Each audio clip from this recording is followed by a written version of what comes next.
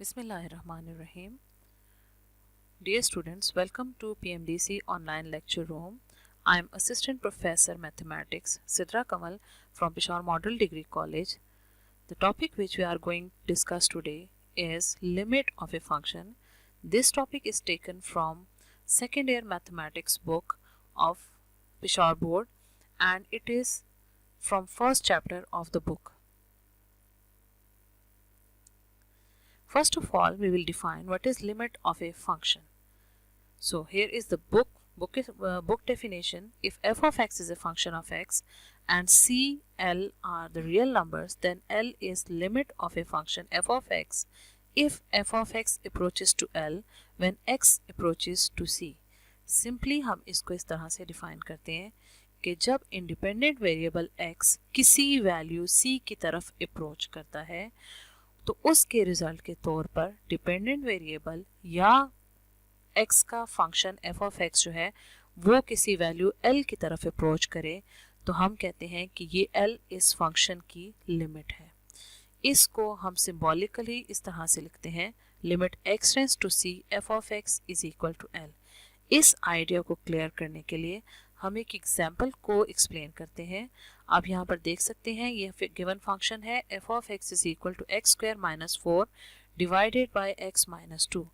अब हम independent variable x की वैल्यू को अप्रोच करेंगे 2 की तरफ और हम इसके रिजल्ट के तौर पर देखेंगे कि ये फंक्शन जो वैल्यूज़ अटेन कर रहा है वो वैल्यूज़ किस वैल्यू की तरफ अप्रोच कर रही हैं।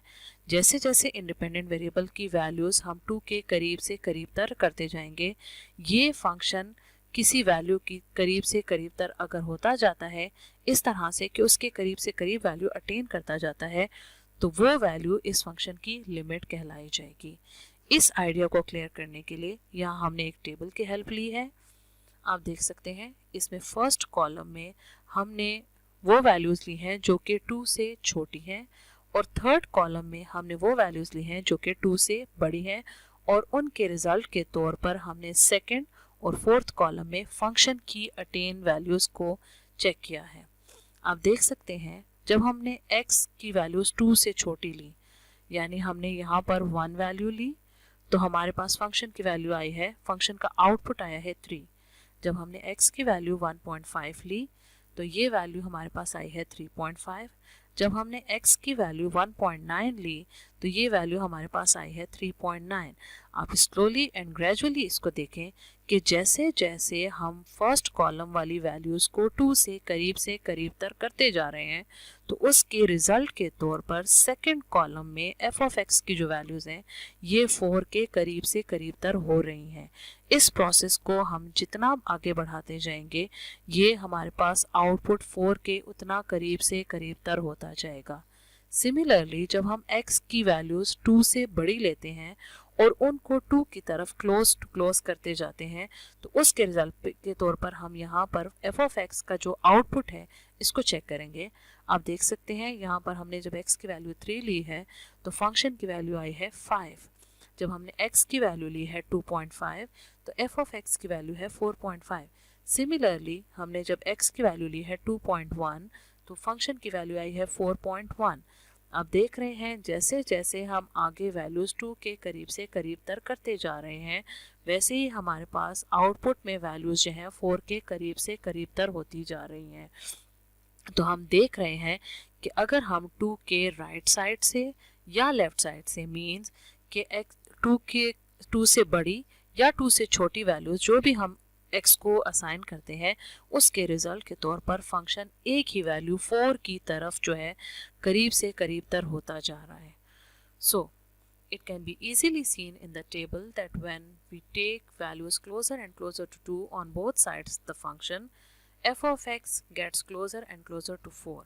so हम ये कहेंगे कि जब कभी x अप्रोच करेगा 2 को तो इस फंक्शन की लिमिट होगी 4 और इसको हम सिंबॉलिकली लिखते हैं limit x tends to 2 x square minus 4 divided by x minus 2 is equal to 4। अब हमारे पास यहाँ पर कुछ थ्योरम्स हैं जो कि लिमिट्स के लिए डिफाइन किए गए हैं। इनमें सबसे पहला है constant rule. Constant rule means कि अगर आपके पास फंक्शन कांस्टेंट फंक्शन हो मीन्स कि आप x को जो भी वैल्यू असाइन करते हैं फंक्शन की एक ही वैल्यू रहे, तो इस पर लिमिट के ऑपरेटर का कोई ख़ास इफेक्ट नहीं होता, बल्कि वो इसको एज इट इज़ के ही रहने देता है, इसको अनअल्टर्ड रहने देता है। सेकेंड हमारे पास है लिमिट रूल्स। मीन्स कि अगर आपके पास लिमिट अप्लाई कर रहे हैं और इसमें इंडिपेंडेंट वेरिएबल हमारे पास x अप्रोच कर रहा है c को, और हमारे पास फंक्शन भी x है, तो इसका रिजल्ट हमारे पास c आ जाएगा। इसके लिए हम क्या करते हैं, सिंपली वेरिएबल x को उस वैल्यू से असाइन कर देते हैं जिस वैल्यू का जिक्र लिमिट के साथ किया गया हुआ है। थर्ड रूल है मल्टीपल रूल। मल्टीपल रूल में हमारे पास ये आइडिया है कि अगर फंक्शन के साथ कोई कांस्टेंट मल्टीप्लाई हो रहा हो और उसके ऊपर लिमिट का ऑपरेटर अप्लाई हो रहा हो, तो हम सिंपली ये करते हैं कि फंक्शन की लिमिट को इवेलुएट कर लेते हैं और उस वैल्यू के साथ k को मल्टीप्लाई कर देते हैं। फोर्थ रूल है सम और डिफरेंस रूल। इसमें हमारे पास दो फंक्शंस ऐड या सब्ट्रैक्ट हो रहे हों और उन पर लिमिट का ऑपरेटर अप्लाई हो रहा हो, तो इसको सॉल्व करने के लिए हम लिमिट के ऑपरेटर को दोनों फंक्शंस पर अलग अलग अप्लाई कर लेते हैं और इसको इवेलुएट करके जो हमारे पास आंसर्स आते हैं उनको ऐड या subtract accordingly to the question हम इनको ऐड या सब्ट्रैक्ट कर लेते हैं। फिफ्थ रूल है हमारे पास प्रोडक्ट रूल। इसमें आप देख सकते हैं दो फंक्शंस मल्टीप्लाई हो रहे हैं और उन पर लिमिट का ऑपरेटर अप्लाइड है, तो हम इसके लिए क्या करेंगे, दोनों फंक्शंस पर अलग अलग लिमिट अप्लाई कर देंगे और जो इनके रिजल्ट्स आएंगे उनको लास्ट में मल्टीप्लाई कर देंगे, तो हमें यहाँ से इस गिवन फंक्शन की लिमिट मिल जाएगी। सिक्स्थ रूल में हमारे पास है क्वोशंट रूल। क्वोशंट नाम से ही जाहिर है, आप देख सकते हैं कि जब दो फंक्शंस डिवाइड हो रहे हों और उनके ऊपर लिमिट अप्लाई हो रही है, तो हम सिंपली ये करेंगे कि लिमिट के ऑपरेटर को दोनों फंक्शंस पे अलग अलग अप्लाई कर देंगे और इनके आंसर्स इवेलुएट करके उनको डिवाइड कर लेंगे, तो हमें गिवन फंक्शन की लिमिट मिल जाएगी। सेवंथ है power rule. Power rule means कि अगर कोई फंक्शन है और फंक्शन के ऊपर कोई पावर गिवन है और इस पर लिमिट अप्लाई हो रही है, तो आपको ये करना है कि आप लिमिट के ऑपरेटर को फंक्शन पे अप्लाई कर दें और उसकी जो वैल्यू आ जाए उस वैल्यू की पावर आप ले लें n, तो आपको जो गिवन फंक्शन है इसकी लिमिट मिल जाएगी।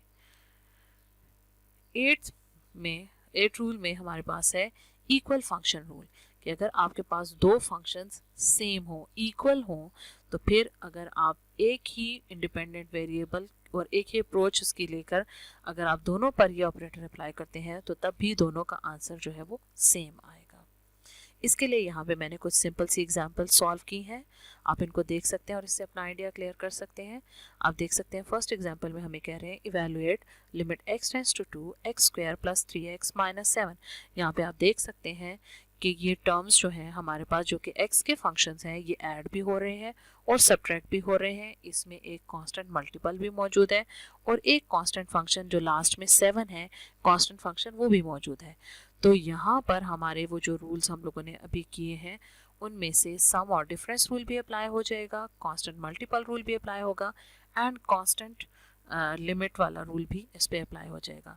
सबसे पहले तो हम ये करेंगे कि लिमिट के ऑपरेटर को सम और डिफरेंस रूल के ज़रिए हम इस लिमिट के ऑपरेटर को हर एक टर्म पे अलग अलग अप्लाई कर देंगे। उसके बाद हम अलग अलग इन टर्म्स को सॉल्व करके इनको अकॉर्डिंगली ऐड या सब्ट्रैक्ट जो भी करना है वो हम कर लेंगे। तो आप देख सकते हैं हमने ये किया कि limit x tends to 2 x square किया, नेक्स्ट हमारे पास टर्म है limit x tends to 2 3x minus limit x tends to 2 7। तो फर्स्ट टर्म से हमारे पास आप क्या करेंगे, इसमें x को रिप्लेस कर देंगे जो गिवन वैल्यू है 2 इससे, तो आपके पास ही बन जाएगा 2 स्क्वायर। सेकेंड टर्म में हमारे पास आ जाएगा 3 इंटू 2 और लास्ट टर्म जो कि कांस्टेंट फंक्शन है ये बिल्कुल एज इट इज़ रह जाएगा 7। इसको सॉल्व कर लें तो हमारे पास इसके रिजल्ट में आ जाएंगे 4 प्लस 6 माइनस 7 और इसको सिंपली ऐड सब्ट्रैक्ट करने के बाद हमारे पास इस लिमिट की वैल्यू आ जाएगी 3। सो जस्ट आपको क्या करना है कि जो फंक्शन जो आपको लिमिट दी गई है इंडिपेंडेंट वेरिएबल के साथ जो वैल्यू गिवन है वो वैल्यू आपने इस फंक्शन में पुट करनी है और आपने इसकी वैल्यू निकालनी है। नेक्स्ट एग्जाम्पल इसी तरह से है, आप देख सकते हैं यहाँ पर दो फंक्शंस आपस में मल्टीप्लाई हो रहे हैं और उन पे लिमिट का ऑपरेटर अप्लाई हो रहा है।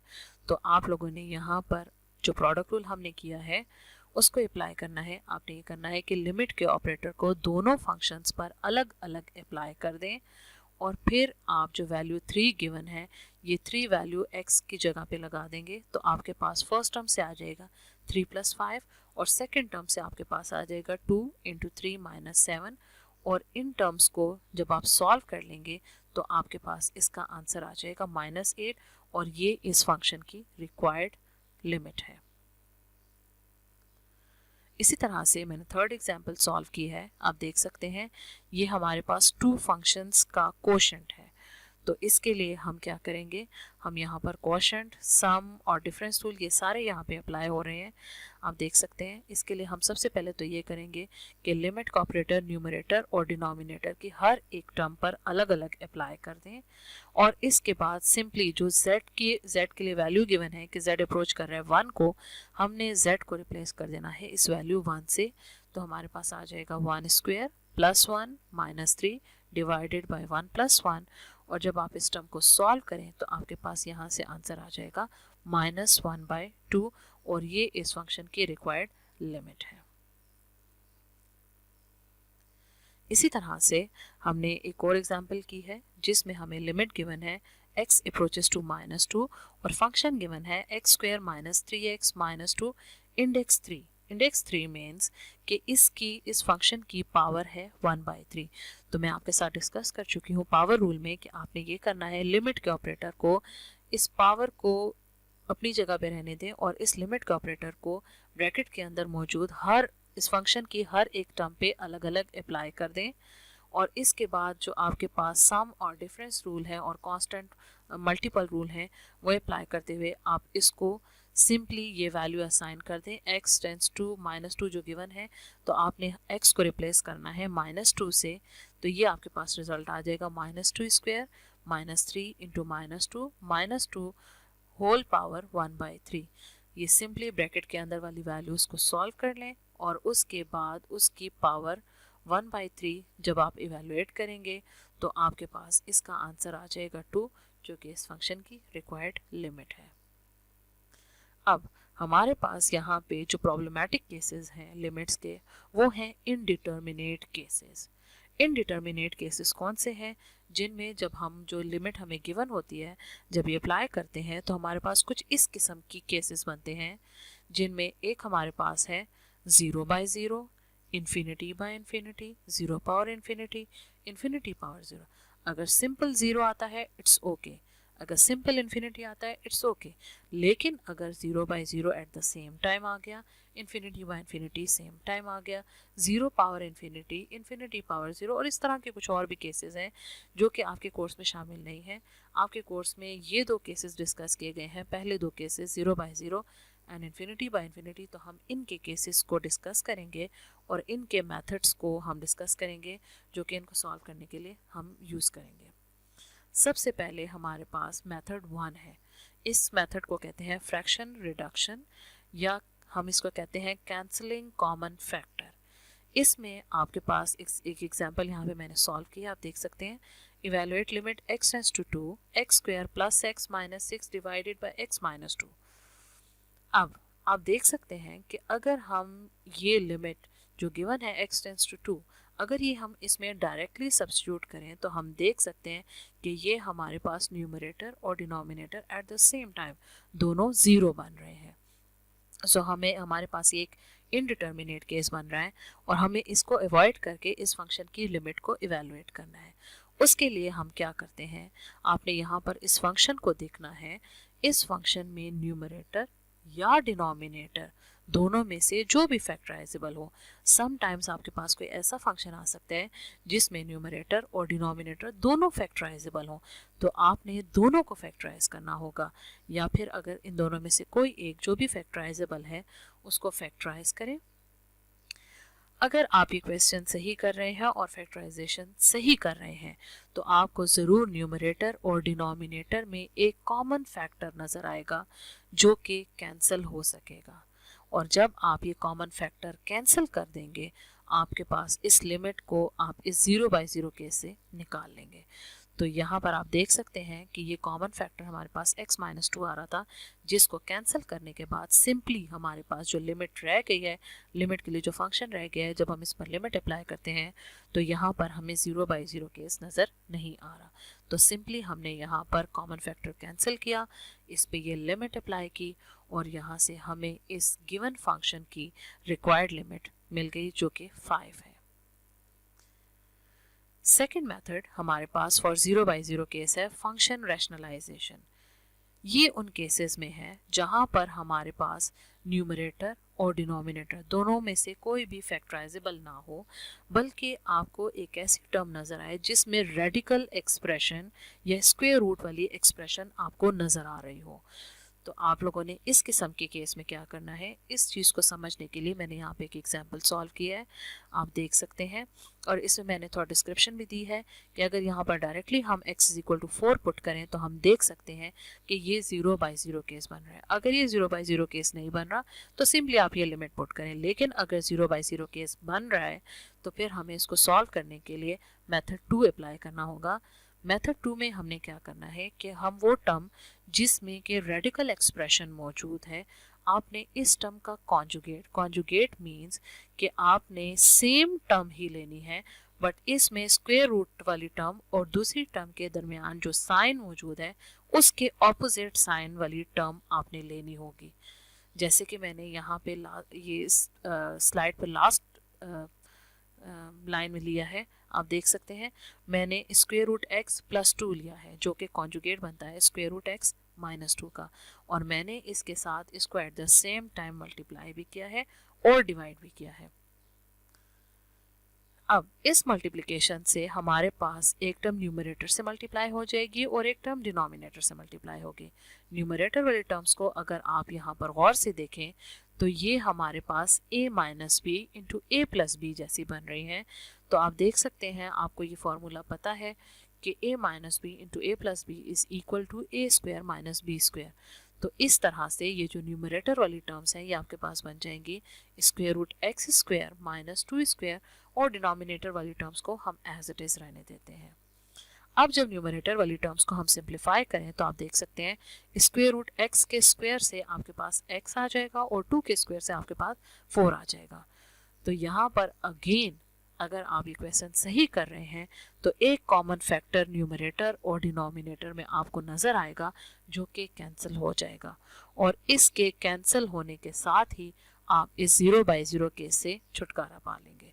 तो आप यहाँ पर क्या करेंगे, अब जो आपके पास फंक्शन रह गया है इस पर ये गिवन लिमिट अप्लाई कर लें सिंपली, तो जो आपके पास आंसर आ जाएगा ये गिवन फंक्शन की लिमिट होगा।